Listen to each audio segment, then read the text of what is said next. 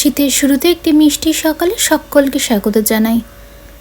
ভোরবেলাটা কি সুন্দর তাই না? দেখুন সূর্যটা কি সুন্দর, পুরো কমলা লেবুর মতো লাগছে। ভিডিও তুলতে গিয়ে খেয়াল করলাম, দেখুন একটা ছোট্ট প্রজাপতিও কি সুন্দর ঘুরে বেড়াচ্ছে। তারপরে হঠাৎই চোখে পড়লো আর একজন কি যেন কুটুর কুটুর করে খাচ্ছে। তো বেশি কাছে গেলে পর যেহেতু সে পালিয়ে যাবে, তাই একটু দূর থেকেই জুম করে তার ভিডিওটা নেওয়ার চেষ্টা করলাম। দেখুন চারিপাশটা একদম নিস্তব্ধ, তো তাই খুব একটা কোনো আওয়াজ চিৎকার না হলে পর এরা বসেই থাকে। তো দেখুন বসে বসে কি সুন্দর দু হাত দিয়ে ধরে একটা ছোট্ট বিস্কিটের টুকরো কোথাও পেয়েছে, সেটা খাচ্ছে বসে বসে।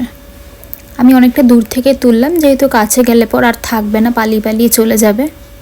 ছাদেতে বসেই খাচ্ছিল, আমার আওয়াজটা পেয়ে আস্তে আস্তে সরে সরে যাচ্ছে।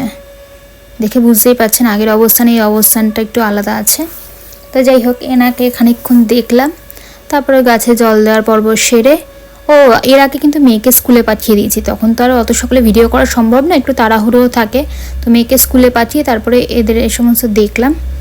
তারপরে সকালের খাবার দাবার খেয়ে রান্নাবাড়ি সারলাম। রান্নাবাড়ি তো রোজকার রান্নাবাড়ি সম্ভব হয় না রোজ রোজ তোলা, তাড়াহুড়ো থাকে অনেক সময়। এটা হচ্ছে বুধবার দিনের ভিডিও। তো বুধবার রান্নাবাড়ি যা করেছিলাম নর্মালি খাবার দাবার ছিল, আর তার সাথে করেছিলাম চাল কুমড়োর পাতা। আপনাদেরকে এর আগের ব্লগে দেখিয়েছিলাম আমার বাড়িতে চাল কুমড়োর গাছ আছে। তো গাছ থাকলে যা হয়, কোনো কিছুই ফেলা যাবে না, ডাটা পাতা সব কিছু খেতে লাগে।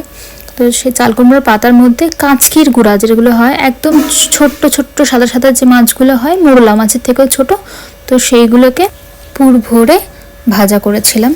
দুপুরে খাওয়া দাওয়া সেরে একটু রেস্ট নিলাম। তারপরে বিকেলে ক্যারেটে ক্লাস থেকে ফিরে মেয়ের বান্ধবীর জন্মদিন ছিল, তো সেই বান্ধবী দিয়ে গেল পায়েস, কেক, মিষ্টি। তো সেগুলো খাওয়া হলো। রাতের খাবার খেয়ে একটু পড়াশুনো করে তারপরে ঘুম।